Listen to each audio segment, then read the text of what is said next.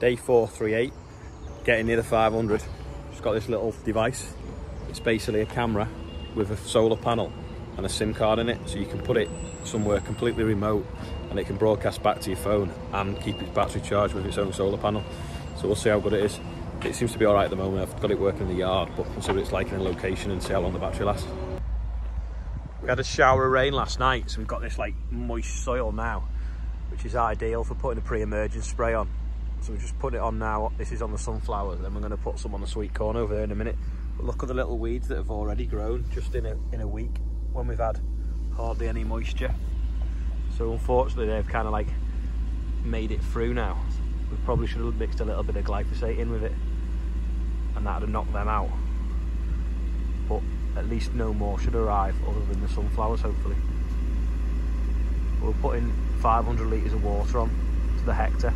You have to go really slow with the sprayer. And there's another one that's up. It's got munched as well by slugs on it. Might have to put slug pellets on it. Grass weeds there. Quick update on the leaking water main. They repaired it last Friday. We've kind of got a little bit of a hollow there and a hump here. We've got a bit of tarmac there that's kind of missing. A bit there that's a bit missing. And a bit there, so we're basically going to have, I don't know, 3 potholes in next winter. But on the plus side, we've ended up with a fire hydrant, only half the distance from the farm than the previous one was. So I think it works.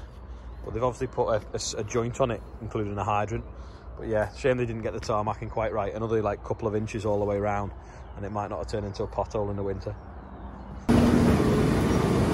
Just doing our bit for the local community. This branch has been hanging down low across the road and everything's hitting it. It's been like that for about a week, no one's moved it, so we're just going to cut it now. So I'm going to jump in the trailer and saw it off.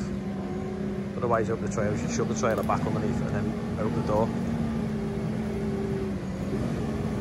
What's he doing? No, he's realised.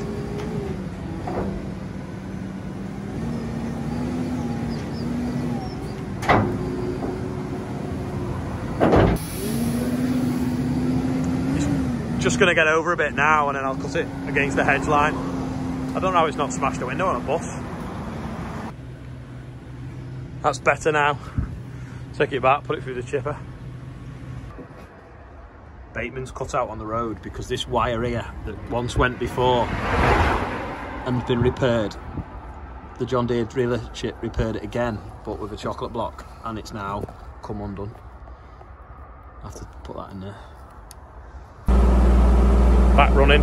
A few years ago it conked out on the road. The John Deere dealership came out to it because we couldn't figure out what was wrong, and he messed around with it, changed the ECU, changed the injection pump, checked the injectors, The guy who had bought it off said, "Oh, check the wire behind the battery." I'd told them that, they didn't. So after 4 days of messing around, they eventually checked behind the battery, found it had corroded, changed it, got it running, charged me £4 grand, and they put one of them on. They hadn't even soldered it and heat shrinked it. Anyway, it's just cut out now, but it was 3 years later, so it did last 3 years. Anyway, we'll repair it properly now so it doesn't do it again. This across the back of here was all broken.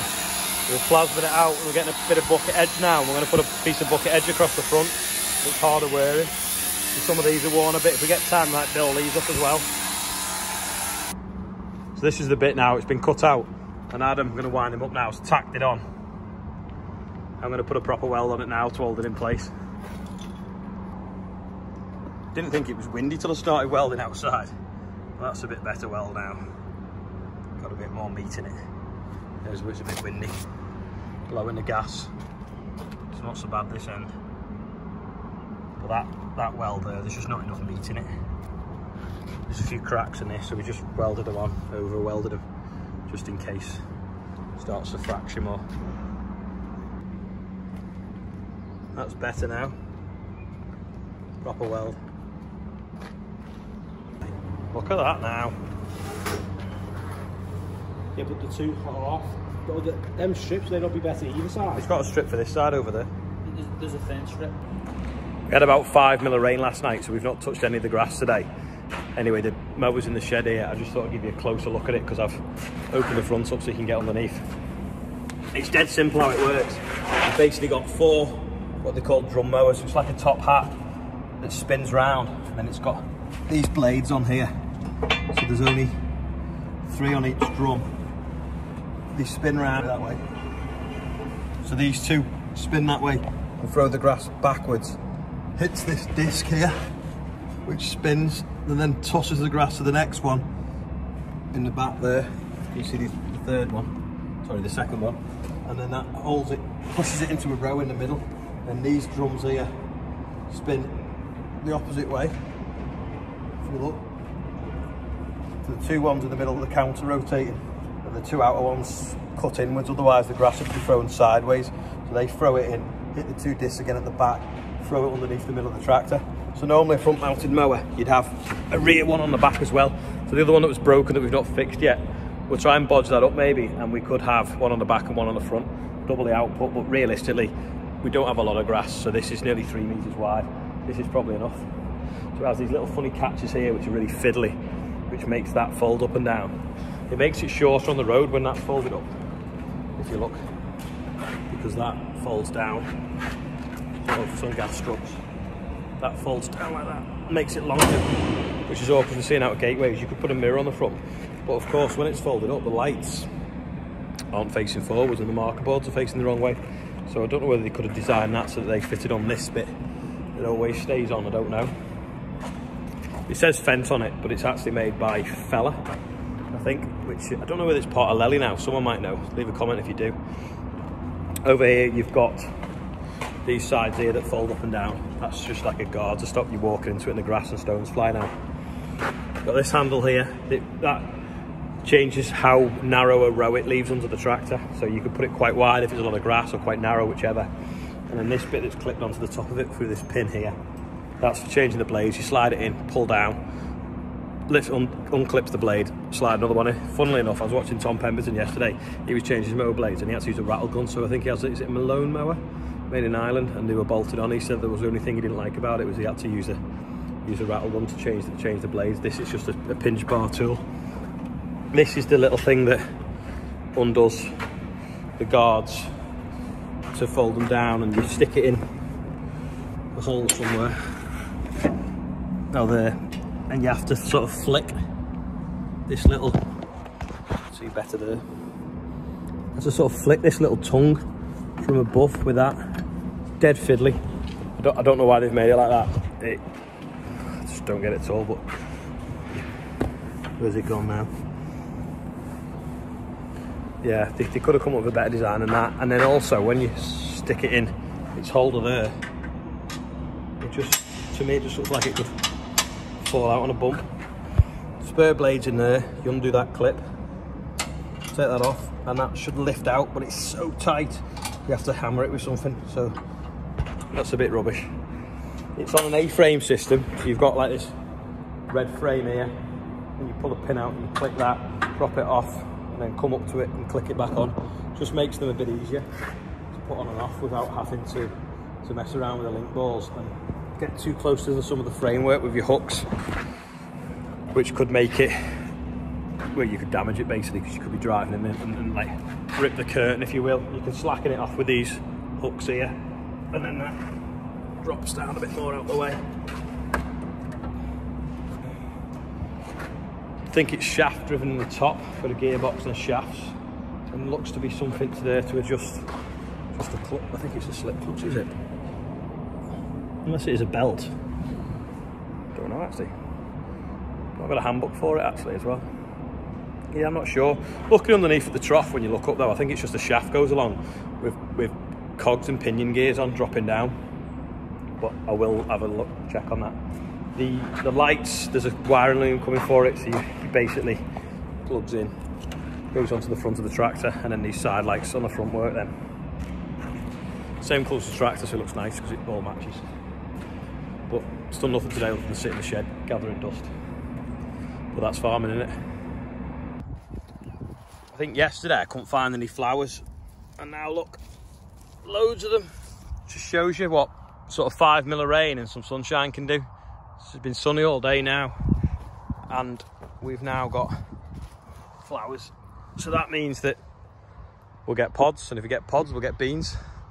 They're stitching nicely across the rows now as well, so you can barely see the rows in there.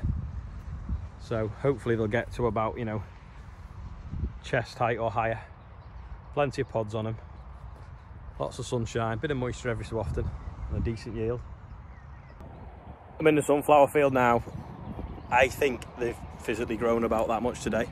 So what I've done is I've got an old stalk, I've stood it up so I can find it, and I've got a twig and I've put it exactly at the tip of that leaf. So we'll see tomorrow how much it's grown by. Hopefully I can find that in the field, because when you stand away, it's on the top of the hill. You can see it stood up. I should have maybe got a ruler and stuck that in the floor, but we'll have a look tomorrow. Maybe we could do it a little bit more scientifically with a ruler for the rest of the growing season, maybe. This was yesterday's quiz question, a set of steps. It was probably the most hardest one to date. Only 2 people actually got it right. What we actually bought them for originally was to sample wagons and grain trailers at harvest coming over the weighbridge. So we'd go up, go pushing with a spear, take a sample of grain, check the moisture, check the bushel weight and different things like that. And it's great for us to do an oilseed rape. Everyone thought it was cleaning the roofs of the motorhomes. It wasn't, but good guess, and they are handy for things like that, and also cleaning tractors and different things. Just show you this here. The tedder was parked in the shed last night, ready for when we need it, and Adam had it unfolded, checking it, and when he folded it back up, he mustn't have clicked it up properly, because overnight this side's come down narrowly, missing that tyre and the plastic and the window and that new tractor. I've had a picture off Richard Weston how the dump trailer progress is getting on, so it's basically getting its final fittings now. So they just sent me a picture of that. It's obviously got like a what they call a slave wheel on at the moment, where they move it around the factory before it gets fitted with the correct wheel. So it looks like they're wiring and looks like they're plumbing up all the air rakes at the moment. So there's a picture of that. Seeing as how yesterday's quiz question was a really difficult one, dead easy one today, you can't actually get it wrong. It's basically, did you get any rain yesterday or this morning? If you did, and you know how much, let me know how much. If it was dry, let me know if it was dry. So just, like I say, leave a comment, dry, wet, and how many mil if you know it. Just trying to see how localised the rainfall was, because when the lads went home last night, it started raining just after they'd gone, and then where they all lived, they never saw any whatsoever. Yet 5 mil is quite a considerable amount, really, so it's just interesting how localised it can be. And it wasn't particularly a thunderstorm, there was no thunder with it, but it did rain. So anyway, I think that's probably about it for today. We're just finishing welding up the bits on the chipper. We're going to try and get it back on tomorrow, get that back up and running. And if you want to subscribe, click up here. If you want to watch another video, it's kind of over here or the other way around, I'm not quite sure. But thanks everyone for watching, and let's keep it growing, and we'll see what tomorrow brings.